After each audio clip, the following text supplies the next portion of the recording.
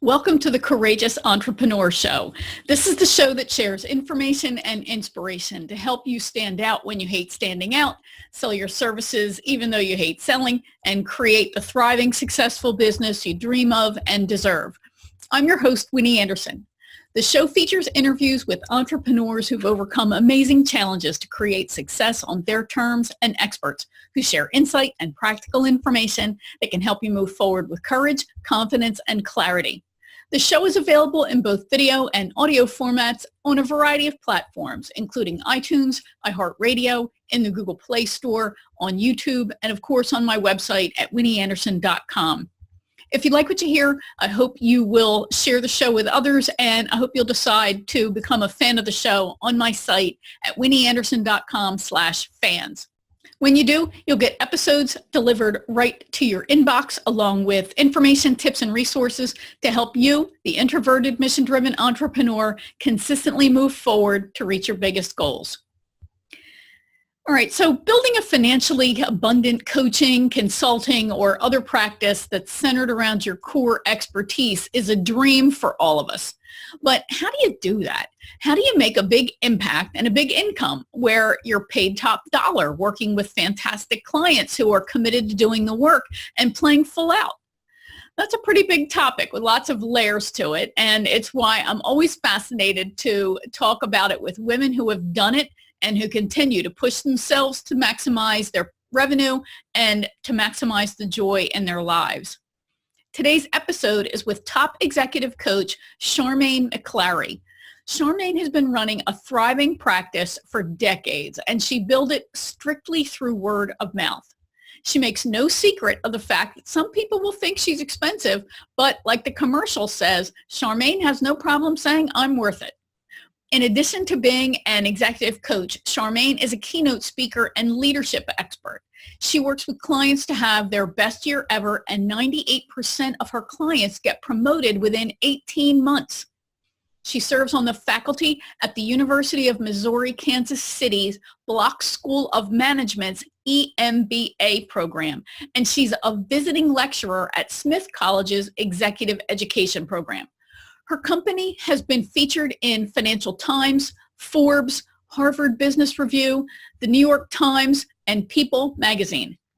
Listen in as Charmaine and I discuss recognizing, owning, and charging your value, why women in particular often undercharge, the question that she asks people that completely stumps them. I ask it too and have the same reaction. The one piece of advice she got when she started that helped her price her services from a place of value and to communicate that. How she became a great speaker, her executive success principles and the value of having branded content, her tips on marketing, selling, managing, and growing and making a big impact while having a life you love. As always, listen all the way to the end where I'll share your cocktail exercise and action step for this episode. Charmaine, I'm so excited to have you here today. Thank you so much for being with me. My absolute pleasure, and happy day to you. So let's dive right in. And one of the things that I really love about you is the clarity of your message. I saw your LinkedIn profile, and I'm going to read the statement that you have, the positioning statement, because it is so crystal clear. As soon as I read it, it just was like ringing a bell to me. Your statement was, "I help senior executives of iconic companies have their best year ever."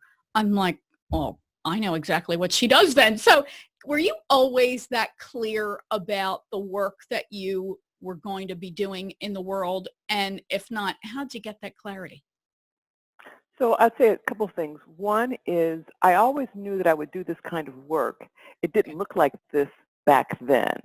Okay. And I didn't necessarily even know I would work with iconic leaders. So I knew that this was the journey, but the clarity has come over time. And as in anything, it's sort of it's evolutionary as opposed to revolutionary. And so I've been able to fine-tune that not only as I developed as a professional, but also as the marketplace changed and as I really found my footing in coaching. Because when I started, there were typing tools. When I started is that one, we weren't even called coaches.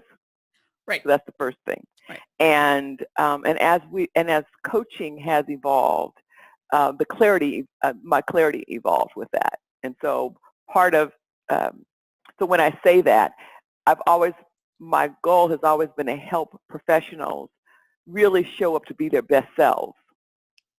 And when I think about leaders of iconic companies, it's really about how can they have not only their best year, because I say their best year ever, but it's really about how they can lead their best life. That's fantastic. It's So very holistic. really recognizing that this is a whole person, and that as much as work and companies will tell you, leave your personal life at the door, and we know that that's completely BS. I mean, it's impossible for somebody to leave half of themselves at the door when they walk in. The best professionals, of course, deal with their personal stuff as best they can, but you're a whole person creating a whole life, not just a career. And also, I think that if a corporation asks you to leave your whole self out and only bring in your professional, it is a loss for the company. Yeah. Because they don't really benefit from the richness, because it's really about all your life experience allows you to be who you are and to bring that compassion and the emotional intelligence. So if you only bring part of yourself, the organization is getting just that, just half. And if you only brought half of Winnie to work and doing what you do right now, we would be missing so much, because you would be a talking head and would not have the kind of impact that you have by not bringing, if you weren't able to bring all of yourself. Yeah. Yeah. And I think that the healthiest corporate cultures really do appreciate and value the whole person in all their quirkiness, and allow that to, like you're saying, to fertilize the entire environment and to really be that whole person. Because I think back to some of the places that I've worked at, and I've been very blessed to work for some really great companies. But those that weren't, I think of it as almost like your soul is crying out, because you are so misaligned with who that total person is and who you are from 9 to 5. Absolutely. I was just having a conversation last week with the CHRO of a biotech company. And one of the things that in this conversation, what I said is, what your organization isn't for everyone. And it's really great when a person can find that out within their first 12 to 16 months. Yeah. Like not seeing that as a negative and seeing it as a real plus, because it's like even in my practice, I know that what I do and how I do it isn't for everyone. So everyone shouldn't sign up to work with me. But for those that get me, get my philosophy, perfect. Yeah. And that it's really okay. I think it's not even, it's more than okay. I think corporations do themselves and the culture a disservice when they're not clear about their culture and they're not clear about wanting to have the whole person. So if it's not a fit, it's saying that not that you're a bad person, but when I think about who we are and where we're going, this doesn't seem like it's a fit. Let's find a very gracious way so that we can part ways, and that each of us, particularly that person, remains whole. Yeah. And I think that many companies don't understand how to, was it Gwyneth Paltrow, what she said, conscious decoupling. Corporations don't know how to consciously decouple. Yeah. I could go on about this subject for days, since I'm a former recruiter. And one of what I thought was my biggest job was to help the person recognize they weren't a good fit.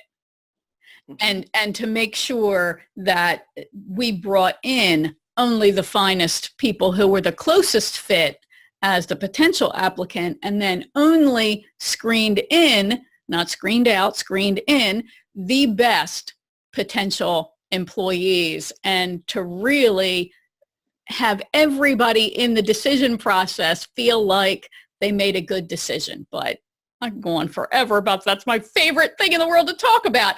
So you've been out on your own for quite a bit, since Yeah. 1990, right? Which must Yeah. have been when you were about 10. So you finished grade school, went right I was out into actually 8.5. so you went right into self-employment, which is fabulous. So, and I'm sure you are incredibly proud of that process. I know it wasn't easy for you to build that business, and you know, as a female, as a woman of color, and to build your business as successfully as it has been. So let's talk a little bit about your journey in general. How did you get your start? Did you have that moment where I cannot take it another minute, or was it a mutual jettison that just said, you know what, I don't want to go back? How did you come to that conclusion that you needed to be out on your own? So it's interesting. Clients or people will ask me, ask me that same question. And I say that for me is that I didn't have a manifesto and said, oh, this is it. But what I did do is I've worked in corporate, in sales, in operations, in marketing, and before that I worked in politics. So I have both sides of the fence, and actually in the political, and I worked on national and local campaigns. But what I did is I always knew that I would have my own business. And I remember when I started with the last corporation, which is a multinational Fortune 10 company, I knew that I would probably be there not any longer than 5 years. And I remember if I go back, I remember a boss saying to me once, well, it seems like you are only in places for like 3 to 5 years. Well, like 3 years. And he said, that's a problem. And I didn't even know that was a problem. I said, oh, I didn't know that. I said, I come in to add value. And when, I've done what I need to do, it's time for me to move on. I thought that was natural. Right. That was not, particularly during those eras. Yeah, Right. Was not. So I'll say is that I was working with this corporation, and what I did is I knew it was time for me to make my exit, and I didn't realize that I was 1 week from my 5th anniversary. I didn't realize that because when I came, I said I would be here no more than 5 years, but I had forgotten that. And so what I did that night is I wrote a list of what were my strengths and what were my opportunity areas, and I went to bed and I meditated on it. And literally I woke up the next morning and knew exactly what I would do.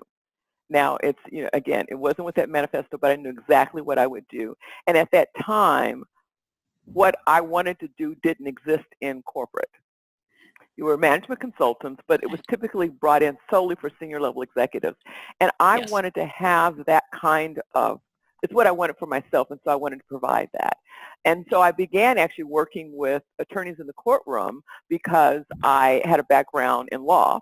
And so I started that in helping attorneys understand the jury and the judge and how my clients should speak and dress for specific audience, for specific juries. And was very successful and worked on a number of high-profile cases, actually, very high-profile cases. Great. And that, and because I'd worked in politics, that really helped me to understand that constituency. But I knew that I wanted to really be of service in a different way. And so I went in through the back door to come out the front door.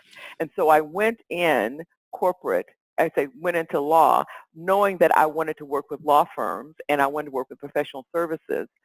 But in law firms, if you don't have a law degree, they're not necessarily wanting to always hear what you had to say. And as I would tell them, you might have a brilliant brief, but if you can't influence that jury, it doesn't make any difference. Right.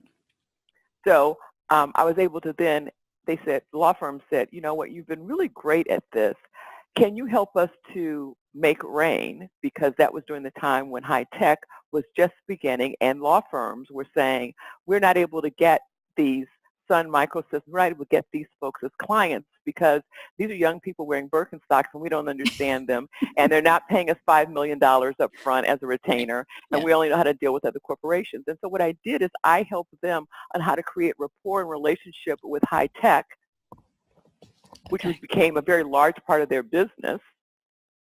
And then that I just became in demand of corporations saying, would you come in and help us? I said, I'll come in and I'll help you if you want to go beyond bringing in the business and really want to help your team on how they're going to communicate with each other and how can they be successful. Because as you know, law can be quite oppressive.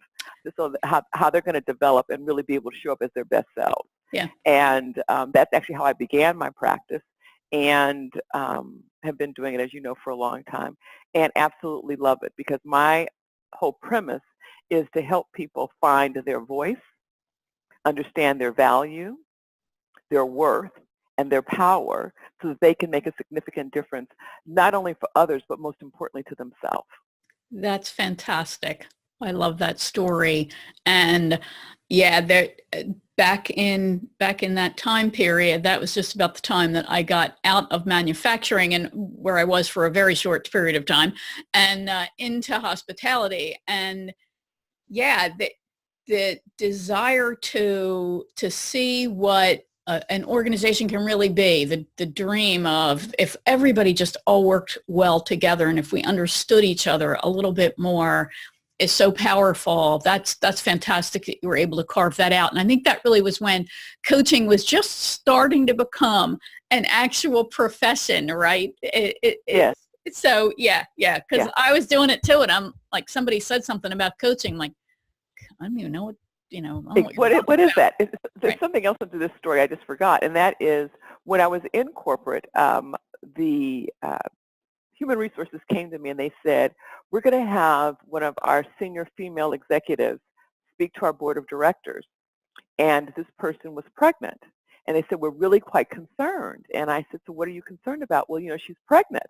And I said, okay, yes, people do that. They get pregnant. So what's the concern? They go, well, I don't, I think our board is just not going to know how to handle that. And so what I did is I helped her in terms of her communication, not only how she dressed, but what was the language that she used in that communication. And I remember them like being really uptight, and I said, where do you think all of the board members came from? Somebody was pregnant with them. They'll get over it. And so that's actually sort of how I built my reputation from the corporate world, and that's how I was able to really take my practice out on the road, because it was, again, how do I help people understand the commonality? Yeah. And how do I help them to communicate in a way that, particularly at that time, I would say that the board did not freak out the fact that she was pregnant. It's like you can be pregnant and think, be strategic and successful all at the same time. Right. Yeah. Yeah. Boy, do I remember those days of when that kind of stuff was a genuine issue. I had somebody in an interview to ask me worked in human resources. What's the matter with you? Asked me, well, how do I know you're going to stay here? You could get married and somebody could. And I said, yeah, and you can win the lottery tomorrow. Yeah. What's that got to do with anything? You'll be shocked to hear I didn't get that job. So I think unfortunately, we all have those kind of stories. Yeah. I remember when I married and my colleague, my peer, married within weeks of each other. And when I married, they asked me, was I going to remain with the company? And they wanted to give him a raise and a promotion. And I said, and I found this out, and so I said, so can you help me to understand why he got a raise and a promotion when he got married? And they said, well, one, your husband makes really good money, and so you don't need to have the money. And I said, thank you very much, but I take care of myself. So whether he makes money or not is not the issue. And they said, well, he's marrying someone who already has children, and he'll need to support them. And I said, okay, again, help me to understand this. But there was a question that was asked, because it was not only a part of the culture, and that comes up today. Yeah. And there's a mommy track. Yeah. And I think what's really powerful there, that the average, and maybe I'm projecting, that the average woman would probably not have done, is even have that conversation and say, help me to understand this, and stand up for herself. Because in corporate life, we have a history of being underpaid, right, for similar work. We know that. Yes. It's statistically, it's true. And one reason why we have this is because We don't stand up and say, hey, I'm worth more than this. This is unacceptable, and present our arguments intelligently in defense of why we deserve that money. And who are you to get involved in those kinds of decisions anyway? But I digress. So, and I think that conditioning can carry over into when we go out on our own, because now we've got to set our prices, right? And I think that there is a big, and again, maybe I'm projecting here, but I think there's a big issue around setting a price and having, and then that conversation in our head about, I can't charge that. I'm not, am I really worth that? I don't know that I'm worth that. And then these other people, they're greater than I am. And we get caught up in then undercharging, under earning. And now we're stuck in that same pattern that we were trying so hard to break out of. And so did you go through any of that kind of angst about what to charge and that, am I worth it? Am I not worth it?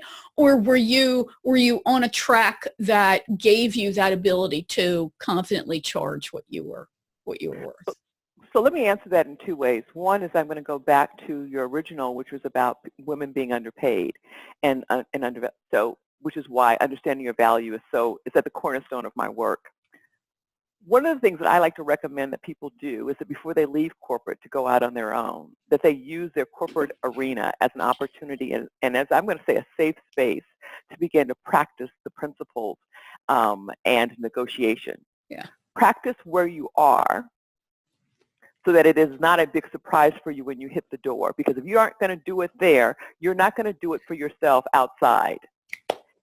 Such great advice. Awesome. And so what I say to people is, and this is my work with all of my clients, men and women, but particularly women, really understand, one of the questions I ask whenever I'm providing a talk is I always ask people, what differentiates you and what's your value? And usually what I get is sort of kind of a blank stare, because one of the things that happens is, particularly for women who are being promoted, someone says, I'm so excited, I want to promote you, we're really happy to have you. We're usually so excited that someone wants to have us on their team and wants to elevate us that we don't stop and think, I am so excited about this, this is wonderful, thank you for this opportunity. Now, let's talk about what I need in order to ensure that I'm successful. Right. So backing away for a moment and looking at how many the head count that you need, because if they're asking you to do it and to do it with 1.5 persons, right, and you have to wear 3 hats, and you're a person who looks funny with 3 hats on your head because you're wearing 3 hats when actually the team should be 5. What resources do you need? Yeah. What allies do you need? What kind of budget do you need in your department? Now let's talk about what is your salary. Brilliant. And really looking at it in a very holistic, global way of, it's not just your base salary. What is it in terms of stock? What are the other intangibles? What do you have in terms of leave? All of those things, so that you can really understand what is that big picture and ask for it.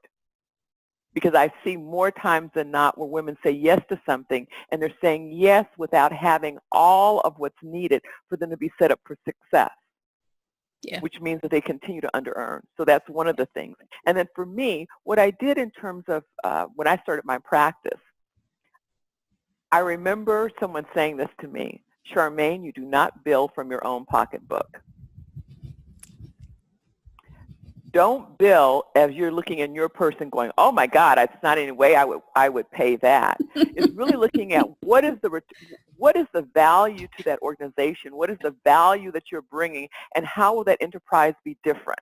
So in the beginning, I have to say I didn't bill what I needed to bill. And I remember one of my colleagues, Rilla Lossie, who she's left the planet, her husband said to us, you guys are not charging him enough. And I remember saying, when I feel comfortable doing it, I will. And this is what I made a promise to myself, because I'm one, I don't like to leave money on the table. I wrote a script for myself. I went and looked and saw what the marketplace would bear, what were the fees that were being billed, who was billing them, because I knew there was a difference between men and women, right, boutique versus larger organization. And then I just looked at the numbers. I took all personality and all of that out, and I looked at the numbers. And then I wrote up a script for myself. And I required myself is that I always had a mirror on my desk when I was on the telephone talking, so that what I saw is what the person who was listening saw. But I put the script up, and I was not allowed to get off of the telephone without communicating that script. And I did that script until I felt comfortable to do it without. But I would write down what that dollar amount was that I was going to bill and why, not defending myself, but what was the value. And I always like to speak to what is the value, not making it personal. And I ask a client, are you making a decision based on value, or are you making a decision based on a dollar on a dollar amount? Because if you're making a decision based on the dollar amount, then really we can't have a conversation. Right. I only think about what is the value add.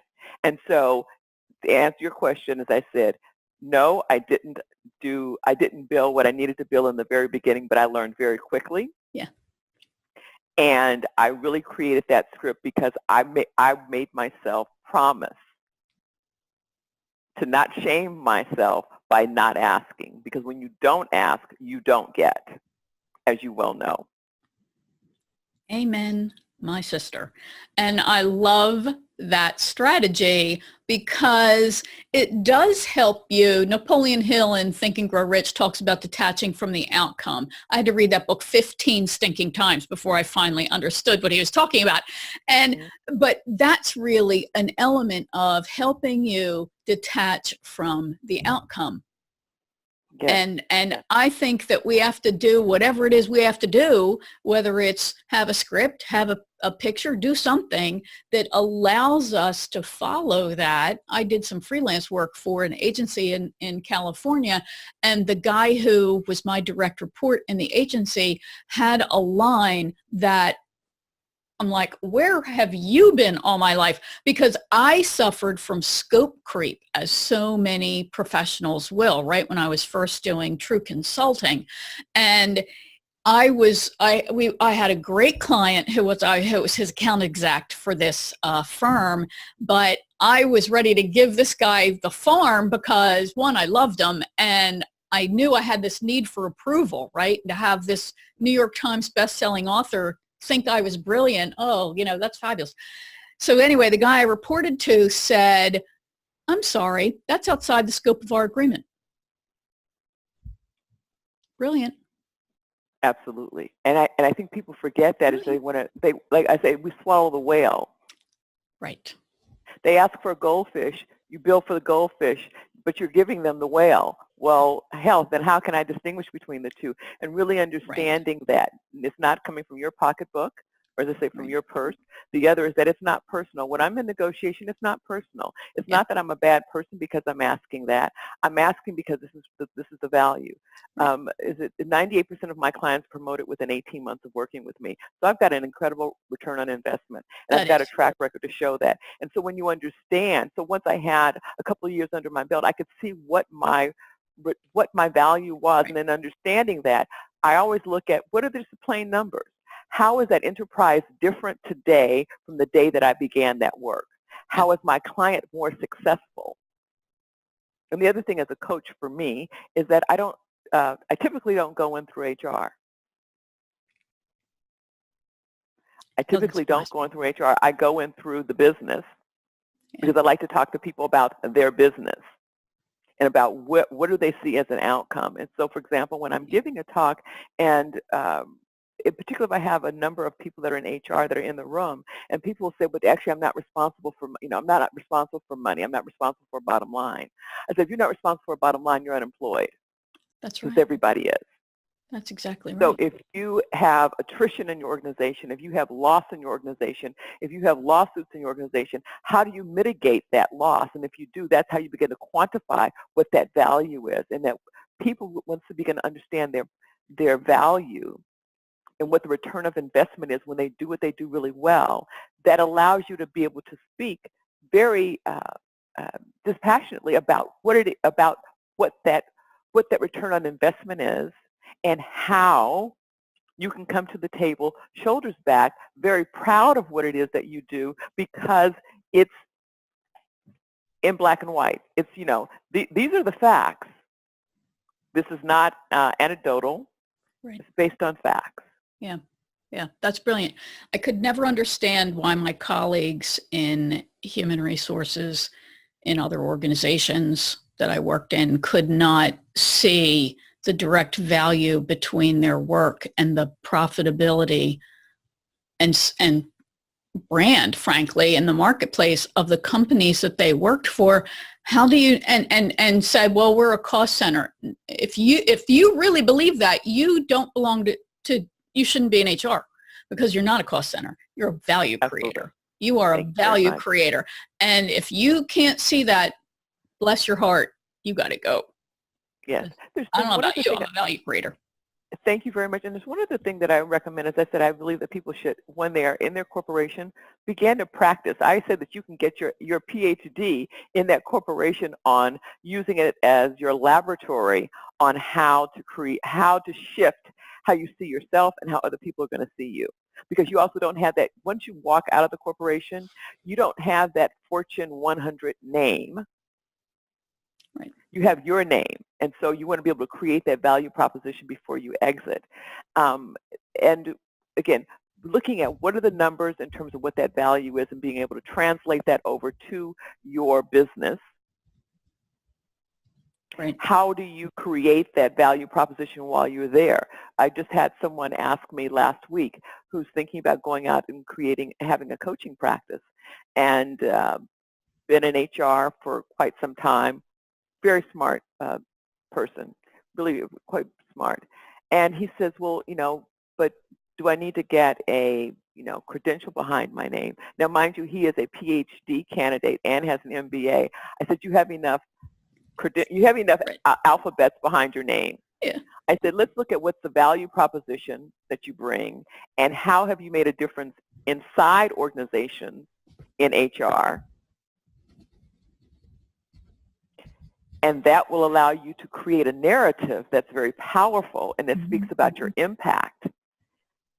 But again, this is where it's not gender specific, because this is a man that's asking me this question. And again, it goes both ways. I think that we're inculcated as women to say, if I ask, I'm a bad person. I don't want to make that person feel bad. Well, I feel bad if I leave the table and I've left money on the table. Now I feel damn bad then. Yeah, I think we get caught up in the whole, I don't want to be called a fill in the blank, whether it starts with a B, it starts with a C, or whatever it starts with.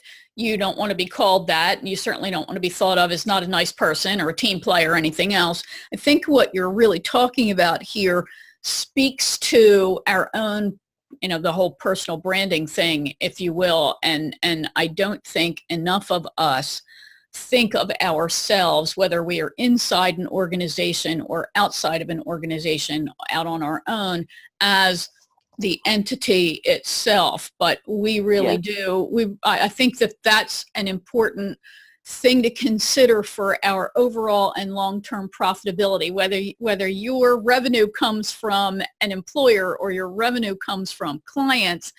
You need to consider the brand that you are building, because premium brands command premium pricing. Absolutely. Absolutely. So one of the things that I did before I left, again, I used my organization as my laboratory. So I thought about, again, what's my value proposition and how can I make a positive change in this enterprise, this corporation, while I'm here, because that's going to be part of my story, and thinking about what is my brand. And so, again, I think that one of the questions I remember you asking me before is, what would be my advice to people that want to create a practice? And I remember when a colleague and I both left corporate about the same time, and she went in with a salon, and it was very high-end, very, very well-known, and she felt she could just hold up a shingle and that it would be enough. Well, 6 months later, unfortunately, she was out of business because she didn't understand that she needed to build the brand before she ever opened the business. And so mine was, I took on some of the most difficult assignments my last 2 years in corporate. And I did that because I want to understand a P&L. I want to understand, how do I create and how do I create and engage and influence people within an organization? How do I create advocates? Because if I'm going to go and help other people to do that, I need to understand how to do that. And I want to do it in an arena that's very different than how I came in. I was doing it in operations. I was wearing steel-toe boots and hard hat 3 days a week and a suit 2 days a week. So I was really doing it in the field, in a field that's very different from what I might have traditionally been thought coming from. And I wanted to do it because I knew if I could do it there, I could do it when I left and went outside on my own. Mm-hmm. I wanted to be able to negotiate my salary, negotiate on behalf of the teams that I represented. So I did all of that internally so that I could then transfer that over to my practice and began to create a network while I was still employed. Mm-hmm. So that those persons had seen my work and then would provide recommendations for me, because all of my business, thank goodness, for all of the years that I've been in business, has all come from word of mouth. And I say, how you show up. If someone goes, well, I'm just going to like coast for the next year on my job because, you know, it won't really matter. It will matter. Mm-hmm. Particularly now with social media, it will definitely matter. Who is singing your praise? I created a process called Executive Success Principles, and I ask senior level executives and CEOs, why were they more successful than other people? And they said, it's not, Charmaine, because I know so much more. It's about how I communicate that information. And the 6 principles are, the first is communicate the vision, because leaders communicate a vision. They don't communicate a task, they communicate a vision. Mm-hmm. And how they do that is by speaking in headlines, really seducing the eye and the ear of your audience. Who are they? What do they need to hear? How do they need to hear it? The 3 must make points. I say there are 3 questions that every audience has. Why should I listen? What's in it for me? And what do you want me to do about it? Just like your audience. Yep. And the 4th is about creating witnesses. I say hard work without a witness is simply hard work. And who needs that? So who are the advocates that you created, and who are the people that are speaking about you when you're not in the room? Because when you have your own business, that is critical. Yeah. Absolutely critical. And then the other one is don't audition for the part. Simply be the part. And if you're going to start your business, you cannot audition for this. You've got to show up because you are that corporation. You are that entity. And the very last one is really embodying your message, making sure that you're walking, talking, and acting the part. And so I think that it's really important that for persons that are thinking about leaving corporate and going out on their own, that they really begin to show up, really begin to understand their value and understand how to communicate that inside. Because when you come outside, the world it's going to be a real wake-up call. Yeah, it is. It really is. And I think that as I listen to you, and your information is so powerful, and I understand why you're such a popular and powerful speaker, there's this issue that I've seen, and I've experienced it myself, where you leave corporate life or whatever organization you work for, mm-hmm. and suddenly, like your friend who thought, well, maybe I need to get another credential, you suddenly think that for some reason your past experience doesn't matter. Come on. Yeah, I think of that, and I went through that period too. I have enough degrees I have more degrees than a thermometer, and enough. And I have the entire alphabet after my name, and that is just an attempt to soothe yourself and prove that you're smart to yourself. There's not a darn person, actually one person. When I was in SPHR, I had my SPHR for, I don't know, 12, 15 years or something like that before I just let it go, because all I'm doing is paying to maintain something that nobody ever even asked me, what are these initials about? And only one person ever said anything about that, because he was one too. Most people, they don't care. Don't care. You know, and when you say that, I think there's a couple of things with that. One, you have to understand and know who your audience is, meaning who do you want as your client? Because to that client, it might really mean something. Yes. But if that's not your client, then that's not something that's necessary. It's interesting. It was 2 years ago, because I'm now a PCC.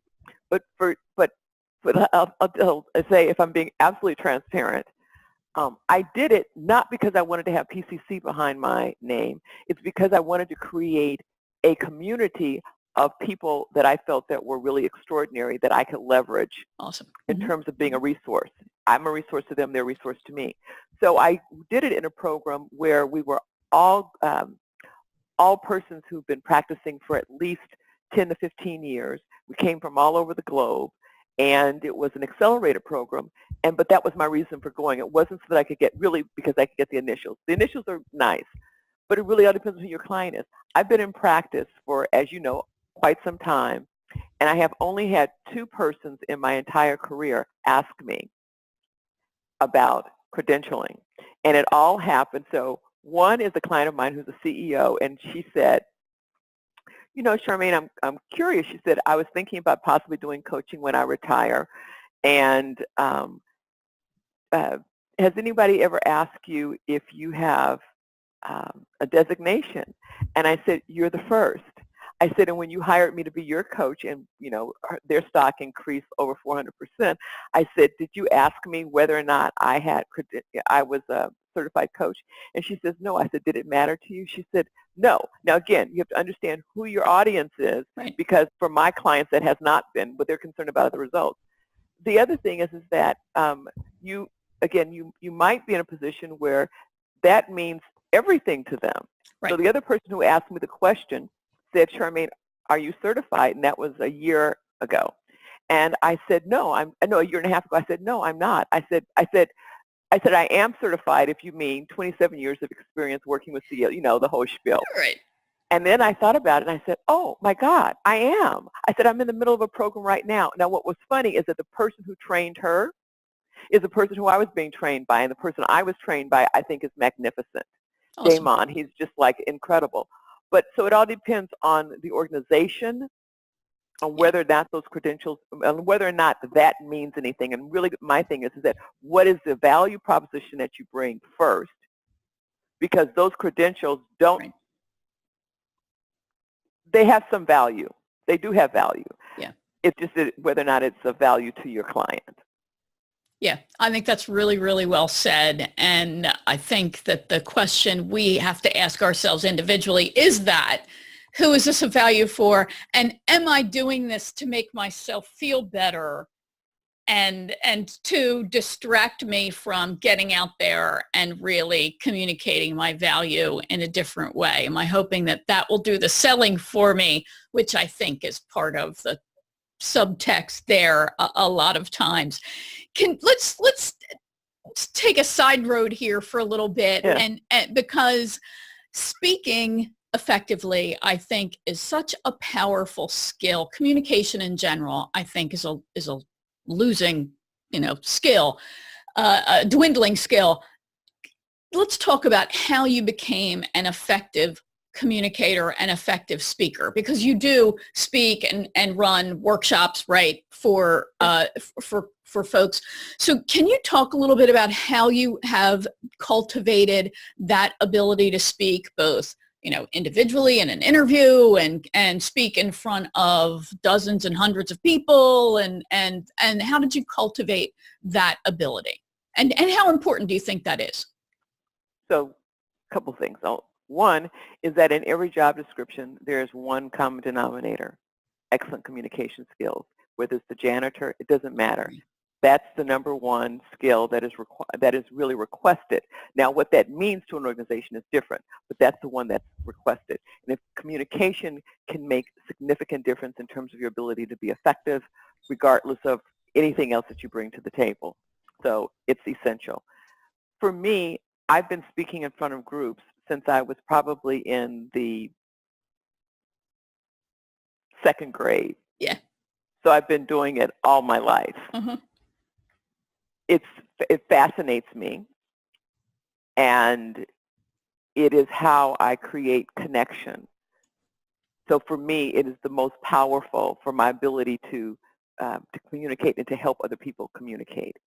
Also for me is finding my voice in my family. Finding my voice was essential to my ability to survive and to thrive. So, for me, it comes from here in terms of communication, but it is the number one. If you have difficulty in communication, it will be a barrier to one's success throughout your entire life, I agree. whether it be in a relationship or be in an organization, and particularly if you are a solo practitioner, because you do not have a marketing department behind you Right. if you're a solo practitioner. So it is essential. And what I recommend, which is part of my same principle about negotiation in salary, is really looking at a couple of things. One, look at what it is that you do really well and what you don't do well. If communication is an area that one does not do well, looking at who are the persons that you admire and respect that are excellent communicators. What language do they use? How do they carry themselves? How do they use that language? And how do they communicate? Why do people listen to them versus listening to not listening to other folks? Like what does that look like? And then signing up for classes or seminars so that you can really hone that skill, because it is a skill. I always say that if everyone were a top communicator, it would be like an airborne disease. It would be going through the osmosis. It's not. Yeah. It is just that it's a skill. Right. Practice. I practiced in front of a mirror, as I said, with my script. I would practice in front of that mirror so that I knew that I was sounding confident and I was sounding self-assured about what it was that I wanted to say. And people, we make the mistake as human beings of it'll just happen. Excuse me, but it happens. But that's not what you want. It really requires diligence, and it requires practice and commitment. Yeah. Yeah. And it Amen. doesn't happen overnight. My clients that are CEOs or speaking to chairman of the board that are speaking to large groups is because I require, and we work on practicing on that. So if you are going to have a major negotiation, is getting on a Skype call and working with someone else. It could even be a peer or a friend, so that you become comfortable and that you're able to wear that. But communication, as I said, I've been doing it all my life, and I created these principles because these principles really can make the difference. I know make the difference in terms of people's ability to be successful in their communication. Because whether you're a consultant or you're internal, leaders communicate the vision. If there is a vision, I know where we are going. I know we're going to Kansas, as opposed to getting in the car, going to the stop sign, filling up the car with gas, or plugging it in because it's electric. But because that's taking people steps along the way, but we don't know where there is. And when you know where there is, that increases your ability to influence, to engage people. So it's really about communicating, again, the vision and understanding what is it that that audience needs to hear and how do they need to see it. So I always ask an audience, how do you want me to communicate with you? Like, some people like it in writing. Mm-hmm. And if that's your strength, then that's how you communicate with that person. So really understanding those components. And my ESP, as I said, really is the cornerstone of my work, because it has proven to be enormously help people be enormously successful. Yeah, that's great. And yeah, I think that, again, we don't take advantage of the opportunities to hone our skill, throw all kinds of judgment and emotional baggage on that, and recognize that it's not a gift. I mean, yes, I do believe that there are seeds that we've all been given. Some are bigger Mm-hmm. than others for some people, and there are opportunities. And yes, you and I were given those opportunities at a very early age, obviously, and then positive reinforcement makes you want to do it more, and you're given more opportunities because you take advantage of those opportunities. But that shows the skill development. So, Yeah. and I feel badly for people. I've actually had people that I've talked to or wanted to talk to about being on the show who said no. And one of the reasons why they said no was because that they were terrified of being on the show. And, I tell people I will make this as enjoyable a process as it can possibly be for you. I will help you. I've spent for one guest, I spent 8 hours helping her prep. I mean, it was exhausting. I won't do that again.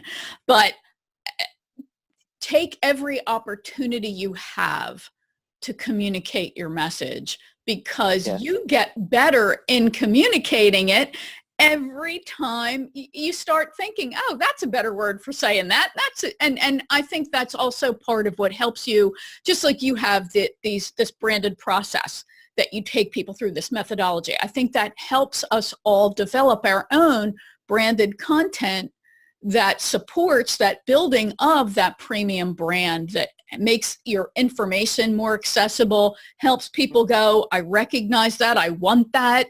And I think it also goes to them feeling more confident about working with someone who has this branded process and branded content, can speak about it so clearly and help me go, yeah, I want some of that. So there's something else I want to say is that it's sort of like the people that I work with. I will tell people, I will work with you only if you're ready for change.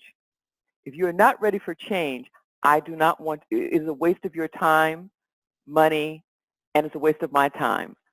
I only want to work with people that are ready to make the shift. Right. And when something is painful enough, we'll either decide that we'll like to sit on the kernel or we want to move off of it. And so if we're concerned about looking foolish, there will be times when you look foolish. There's times that I know that I look foolish, but I'm not going to die from that. And that's how I look at it. I'm willing to take the risk because I know that the alternative is to sit in this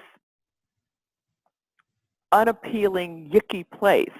And if that place is a place I don't want to be, then I need to have the courage to be able to make that leap.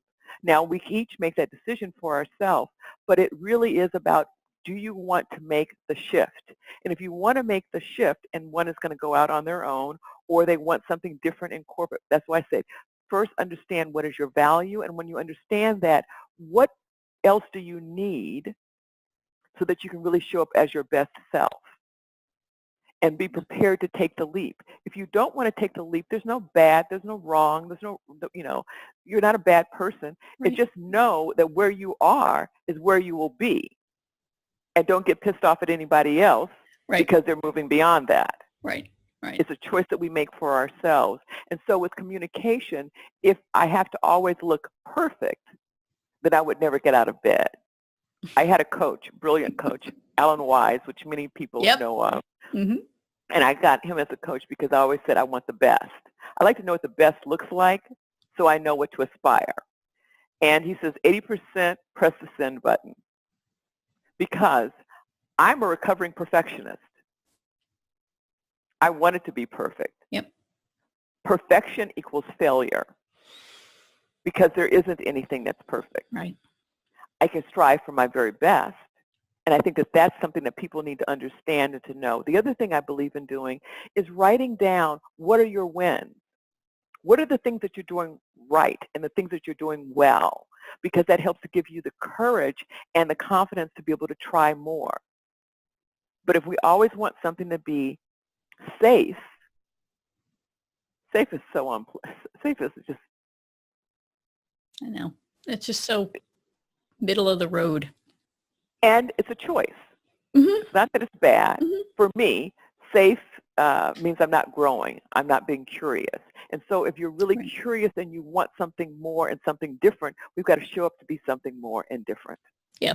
Yeah. I ask people to ask themselves, are you serious about playing to win, or are you at a point where you're just playing not to lose? And I can respect Brilliant. that. I can respect that you're at a point where this is too frightening and I'm just not ready to take that next step and maybe take a dip while I build up again.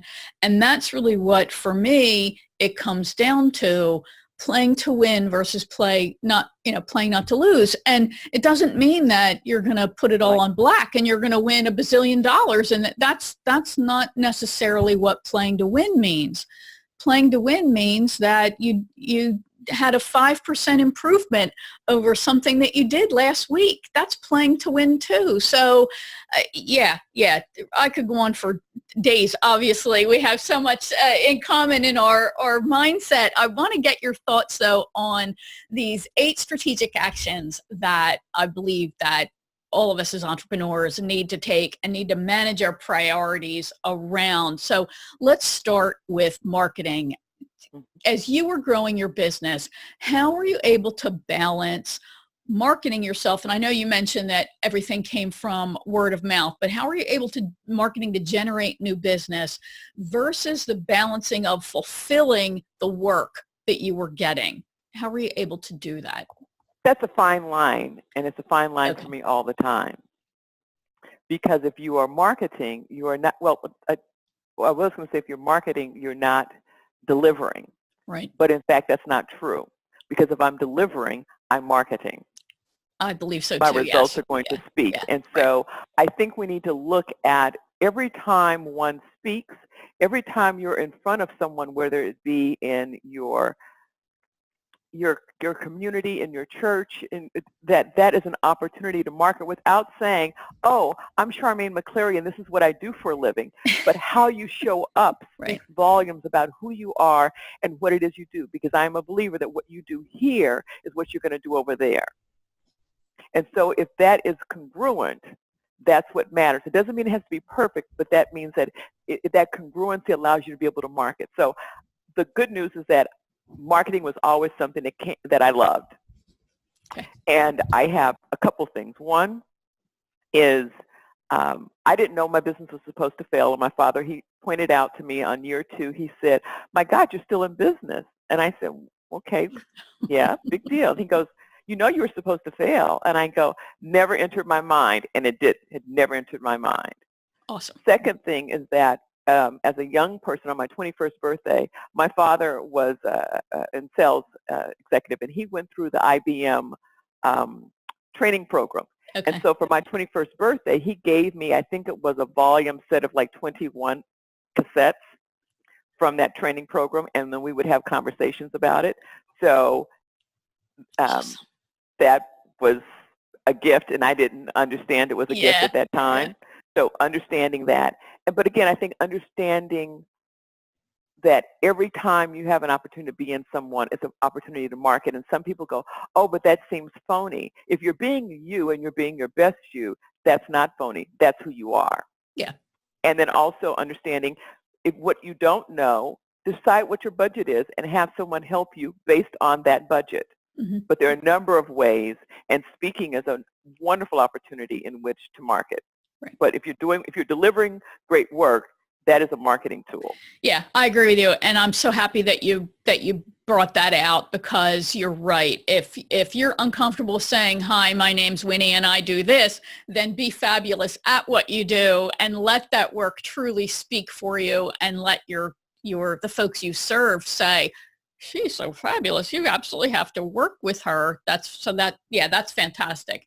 So that feeds into, of course, selling. And there's so much baggage around sales and selling. I think you've done a fantastic job, though, about talking about how we're really always selling ourselves, and how you want to think about these sub pieces that you're negotiating, and not, the whole goldfish versus the whale thing that you alluded to. So, but we tell ourselves so many stories around this issue of sales and selling in our effort not to be that guy, right? Because we've all had that guy or that woman who has pressured us, or we felt pressured. So can you talk about did you experience any kind of struggles in your initial sales process as you started to sell yourself? Yeah. You mean you didn't just listen to all those tapes and you were perfect? I did.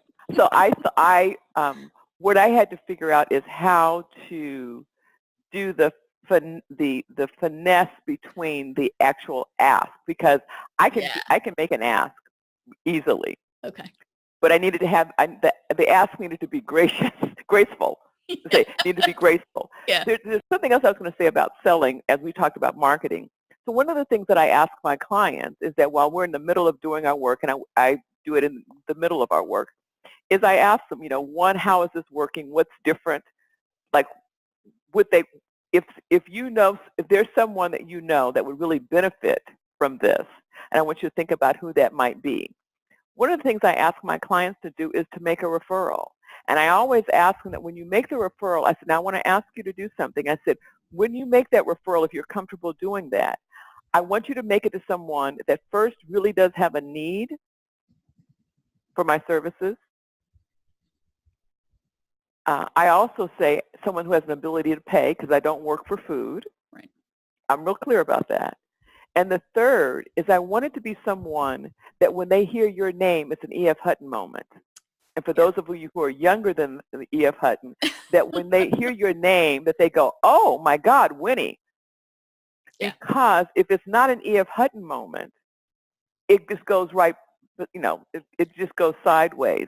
So I want it to be someone that I want them to identify someone that respects their recommendation, mm-hmm. yes, yep. and is discerning. So I get those qualifications so that it makes it easy. Yeah. Yeah, that's really excellent. So, and of course, we love to do that thing we do, right? We love to do it. Any secrets to juggling service delivery with everything else that you have to manage when you're growing? I love you. When you're managing a growing business.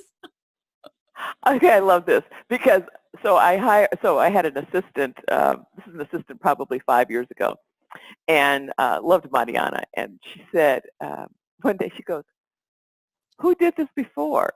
Like, all the various things. I said, "Me?" She goes, "I can barely." I said, "Chief cook, bottle washer."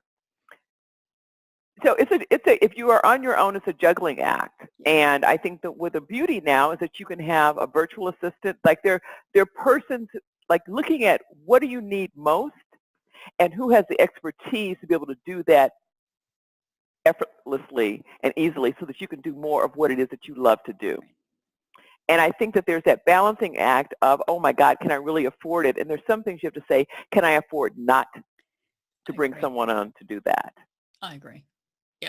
Yeah. Mike Michalowicz, the fabulous Jersey guy who is also the author of so many great business bestsellers, including the classic Toilet Paper Entrepreneur.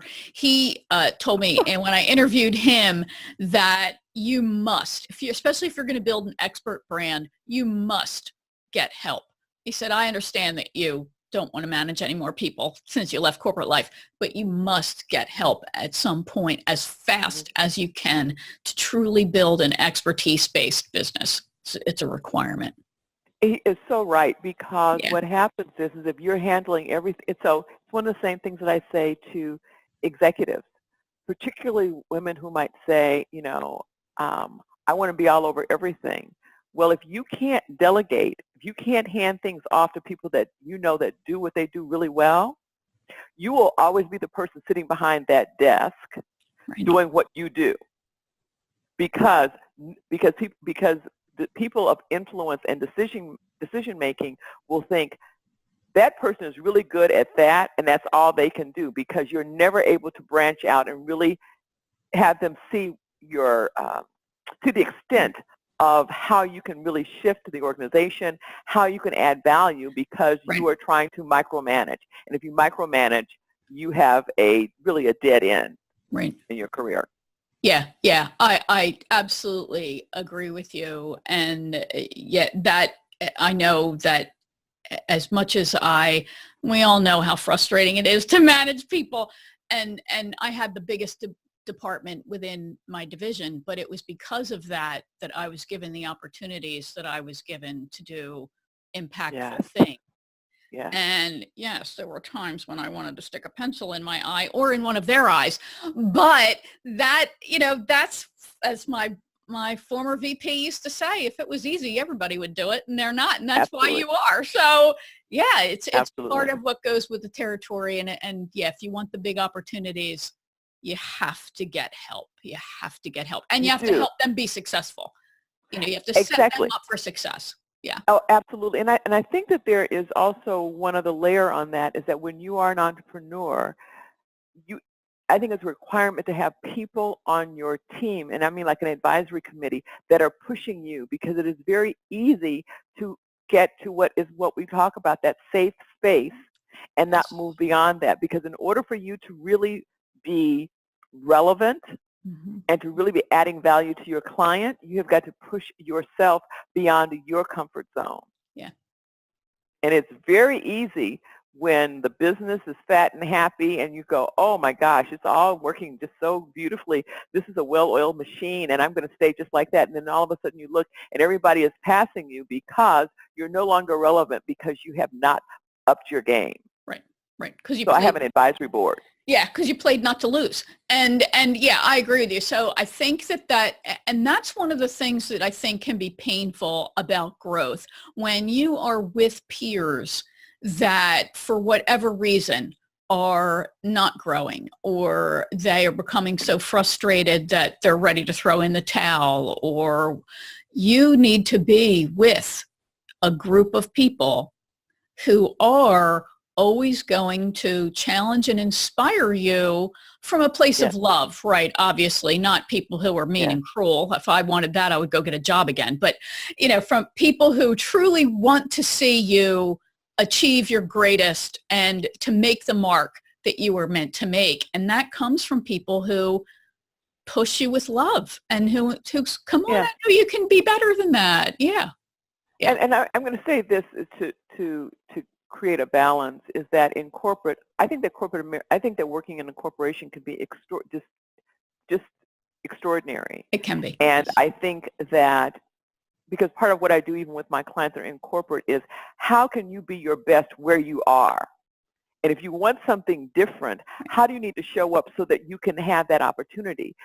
One of the things I think is the same in corporate in terms of being an independent contractor, being a consultant, is I had a client that never hired people that were smarter than her. And I said, if you continue to, I want people that are nipping at I don't like Pomeranians. I love dogs, but don't like Pomeranians, so forgive me for those of you who love them. But you need to have like little Pomeranians nipping at your ankles. Yes. You want to have people in your life that are saying, Charmaine, that was really good 3 years ago. That's great. Now what's next? Yep. Wonderful. I'm so happy for you. Yeah. What's next? Yeah. And if we don't have that, you've got to really create the infrastructure around you so that you have that push. Yeah. And if you're in corporate, to have that push. I always tell, I want to hire everybody that works with me is smarter than I am. What is it they do? They do it really, really well, and I am so grateful. Mm-hmm. That's exactly right. Because I always saw it as, look how smart I am. I hired that person. That's right. Yay, me. And really that's part of also building yourself as well. We know that people who have an eye for talent and people who are then able to cultivate them, isn't that what your job is? I mean, I remember when early on in my career with the casino hotel I worked at, I had the CEO who was the son of the founder of the business speak at a training program that I was teaching, and this has stayed with me for decades. He said, I'll tell you the most important job that you have as new supervisors. He said, it's to develop the people who work for you. He said, if you're not doing that, you're not contributing to this organization. He said, so your job, getting your job done is not enough, frankly. I expect you, and this company needs you to grow the next generation of leaders because we can't grow unless you do. And I thought, God, is that not, first of all, it's refreshing, but if that's not the most brilliant thing I've ever heard a leader say, and that's exactly it. Talk about a vision. That's a very clear statement of, I'm taking this business places and you people better get on the bus and develop yourselves and those who are working for you. So yeah, absolutely great. I love that, back to your branded solution. I love that it's so clear and it's simple to understand, but powerful. How important do you think it is for each of us to at some point have a branded solution? And of course, I'm talking to those people who are really ready to step up to be that thought leader in their space and really who are not content to just be one of millions. I think that you're relevant, to remain relevant, and it's also part of your marketing. Yeah. Having a branded process, a methodology, is so important. And I'll say for myself, in the beginning, I didn't really understand that. And I thought that I had to like go away and come up with this like wizardry of an idea. Right. And the truth is that we all have it within us. Is that because we might do something very easily and very naturally, we may not value it and see it as a branded process or methodology. And so I always ask people, if you step back for a moment and you look at what it is that you do effortlessly, like effortlessly, you do it so well and so easily, what is that? And what are the steps to your doing it? Right. That's your process. And we think of it as being this complicated thing. I've got to have a PhD in order to come up with this. And then if you look at that process, now look at how frequently do you ask your clients or your colleagues to do that? Like how many times do you give them, like you realize that, oh, for the last 10 clients, I've had them all do this one thing that is the same. And these are the results that I've got. That is the process. Yep. Yeah.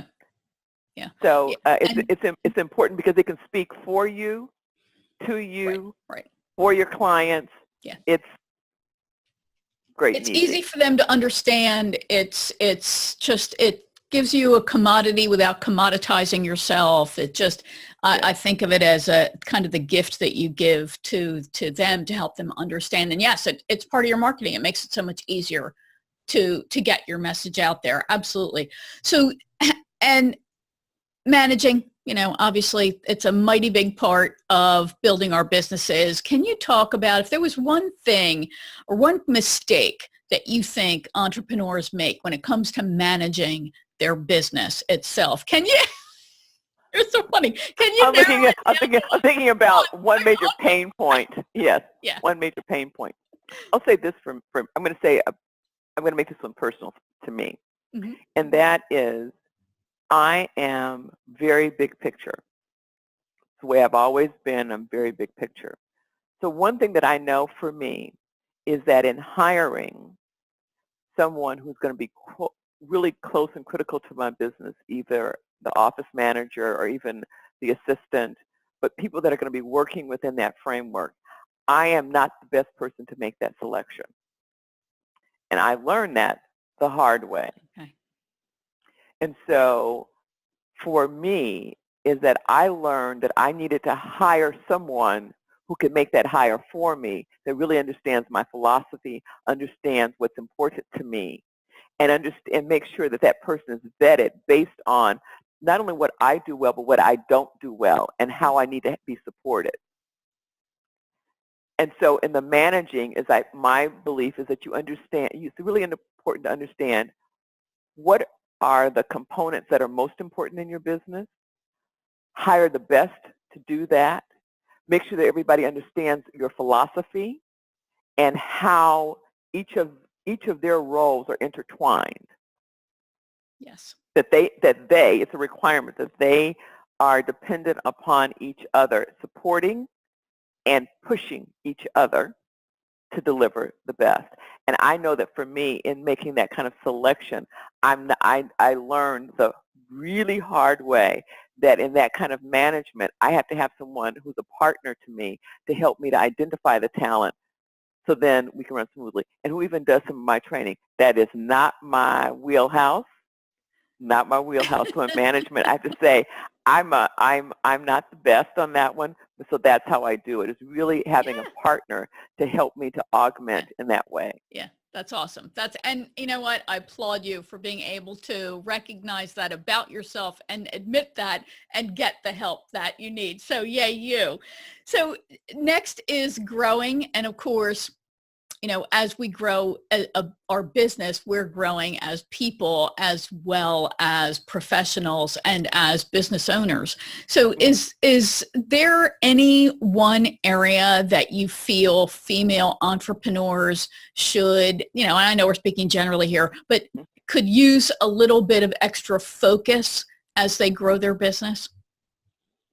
I would say it would be actually in two areas, and this works for women, and it's also not gender specific, but particularly for women, I would say is, one, understand, do you want, like, if life could be just the way that you want it, what would your business look like? Yeah. If it could be just the way that you wanted it to be, what would that look like? Mm-hmm. And get really honest about what that is. So maybe you don't want to manage people. Well, then you need to know that so that you know what that structure can look like. And then that means how much business you bring in. So you need to bring in business that can support that model. Because I think that what can happen is that you can grow your business really, you can, because the sky's the limit, but you're growing it so that it's working toward a model that's not your model. And then you have to make the decision on, is this model still working for me?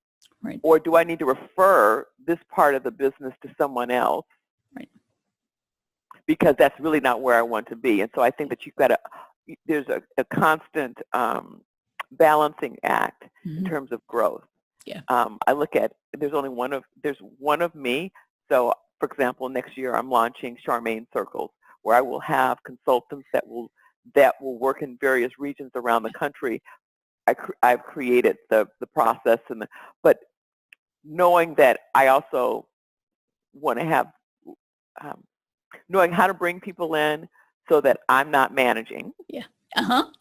Yep. But so that's the thing I think is important. And then looking at, if I grow my business a certain way, do I have the infrastructure to support it?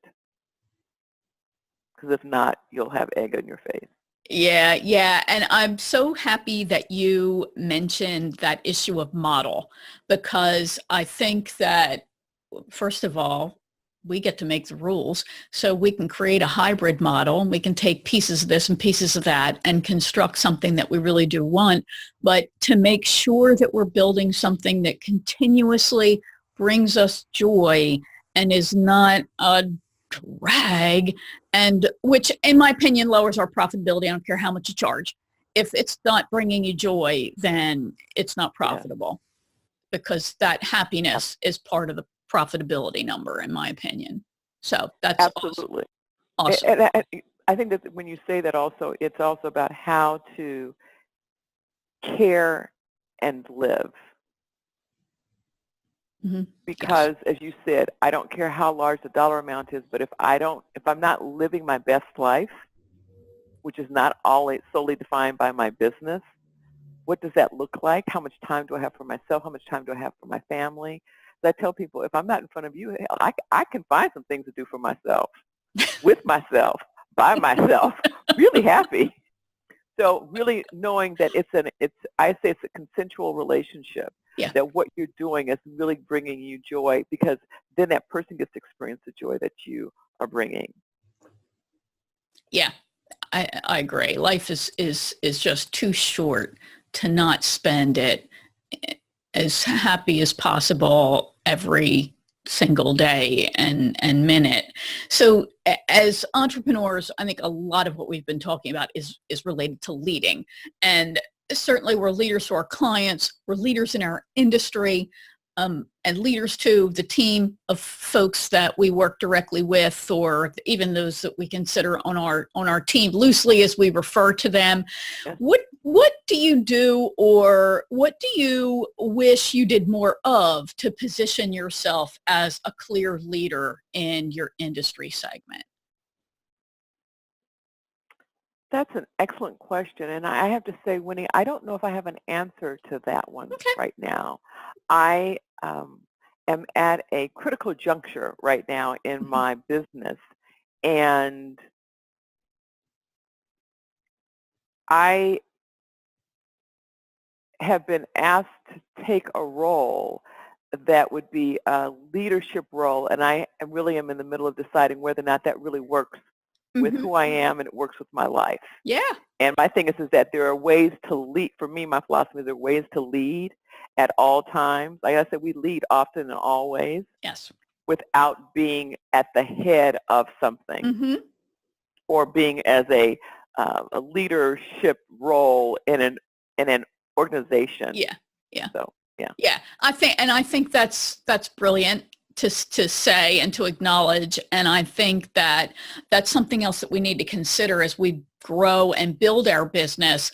It's not always up sometimes it's out as we look at replicating ourselves and sharing our knowledge with others who want to apply it to their work as well. So there are so many different ways of leading, and sometimes we get stuck in what we've seen, when really we have an opportunity to create the rules ourselves and create this new way of doing things. So last but by no means least is living, right? We're building this business because we want to have a life as well. And I know I work for the meanest boss I've ever had by myself, which is why I'm working on a holiday, and you are too, and I'm happy for that.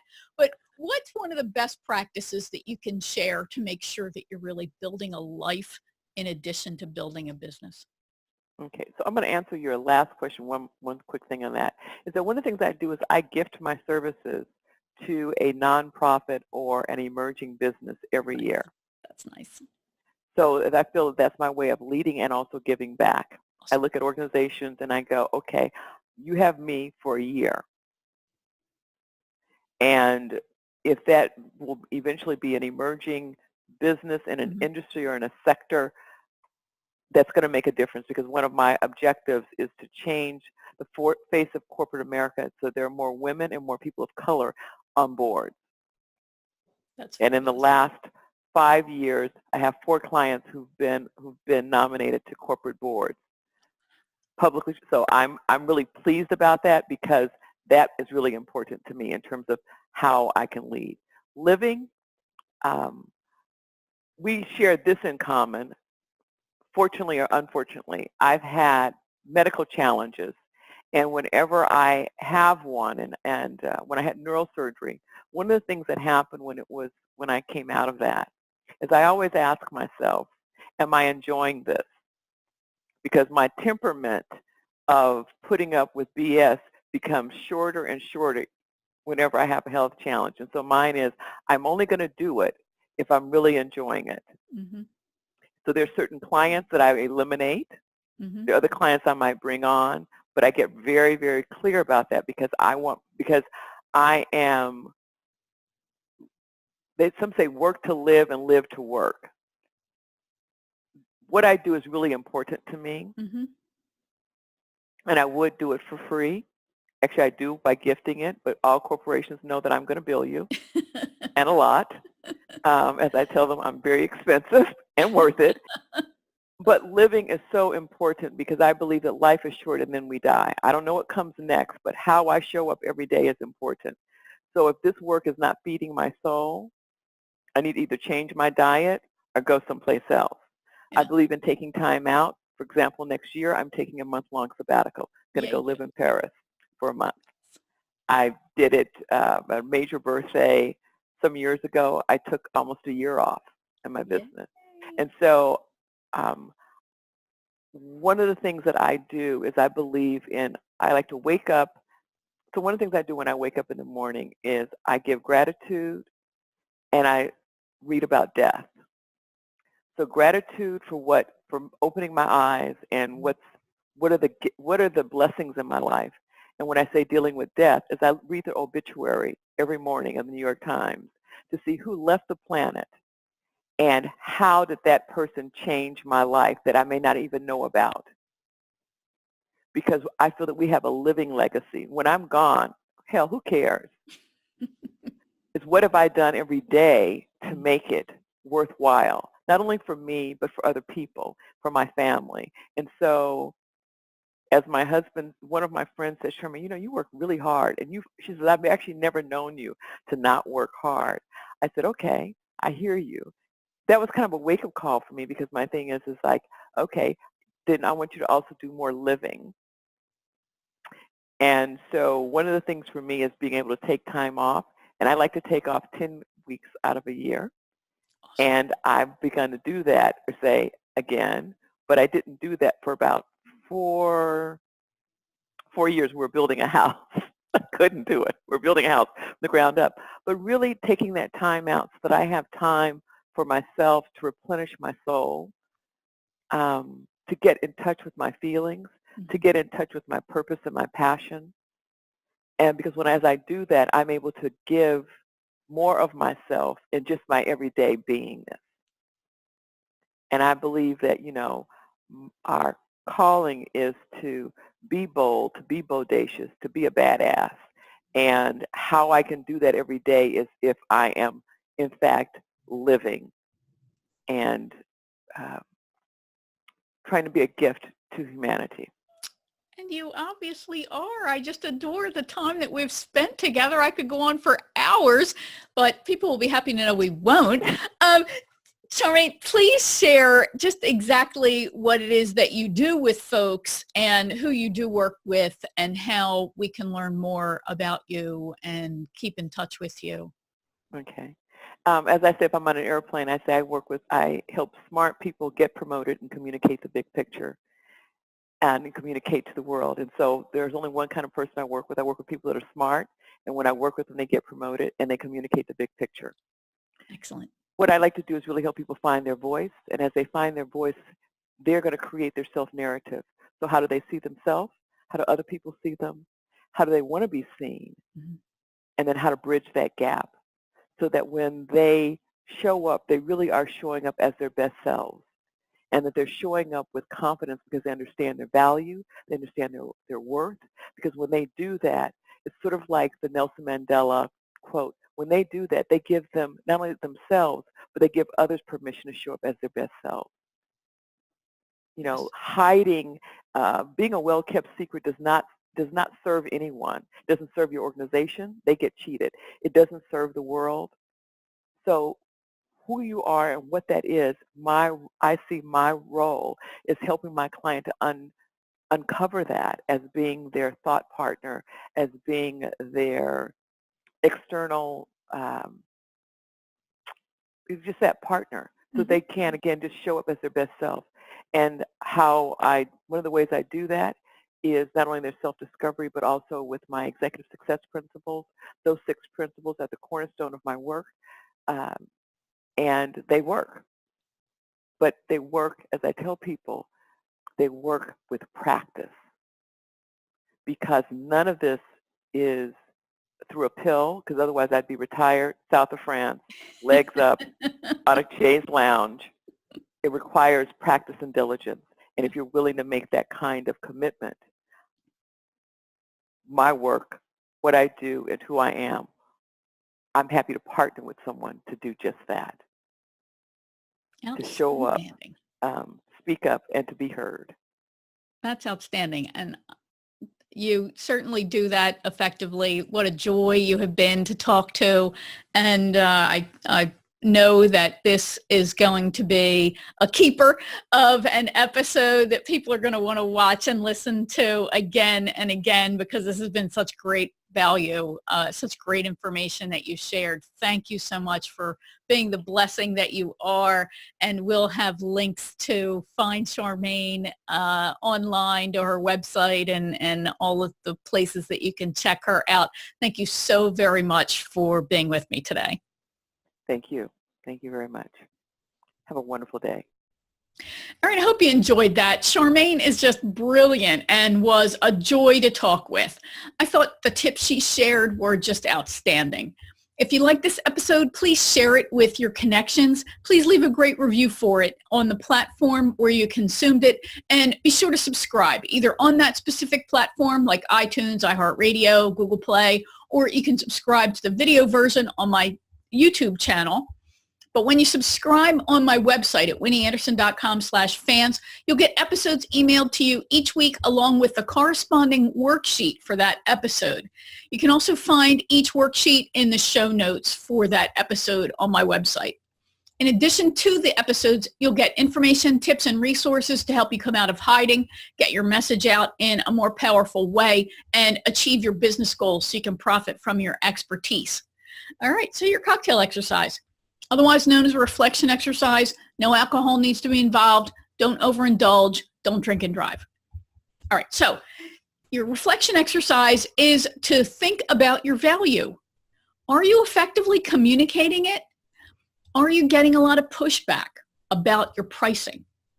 If so, that might mean that you're not communicating the value of your work effectively or clearly. It could also mean that you're not talking to the right people, or your price is just truly out of alignment with what the market will bear, or that you haven't done a good job of demonstrating your value and building your authority. My money is that's really where that is. All right, so think about that. That's your cocktail exercise. Then your action step. Like most of these, of course, it's technically more than one step, but you get the idea. Okay, so the first thing that you're going to do is to work on your value statement. This is a clear statement of what you do and who you do it for. It needs to communicate true value, meaning a desirable outcome that's connected to your work. You can also create an impact statement. This is slightly different from a value statement in that it includes a true statement of your impact on your clients. So you could do something like Charmaine and make a statement that says, the average benefit that the average client will get is X, right? You can also use a recent example of a highly desired outcome that you worked on with a client and you helped them achieve. I strongly recommend, though, that you get some practice in saying it so that it doesn't come out like, you're just repeating something that you've memorized, which is exactly what you've done. You want to make sure that you get a colleague, a friend, an accountability partner, your coach, somebody to practice with and give you feedback on how you came across as you delivered it. You don't want to sound, like I said, you don't want to sound like you're just reciting something that you've memorized that somebody's told you to memorize.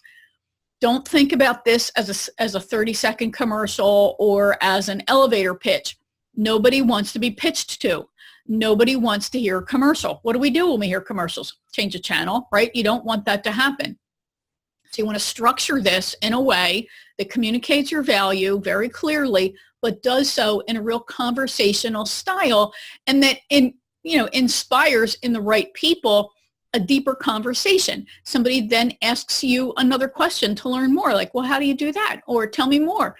Or, boy, I have a friend with that problem. You want to just have an additional next step, right? That's all you're trying to do. So you're just trying to inspire that conversation. You're not going to get a contract before dessert is served or before you finish the appetizers. All right, so if you are an introverted, mission-driven professional and you are ready to be in a group of other like-minded and like-personality professionals, you want to network with them, share resources and ideas, and generally be supported in a community of people who are like you, then head over to winnieanderson.com/join the group and ask to become part of my courageous community there on Facebook. Thanks for listening, and remember, you deserve all the success you dream of.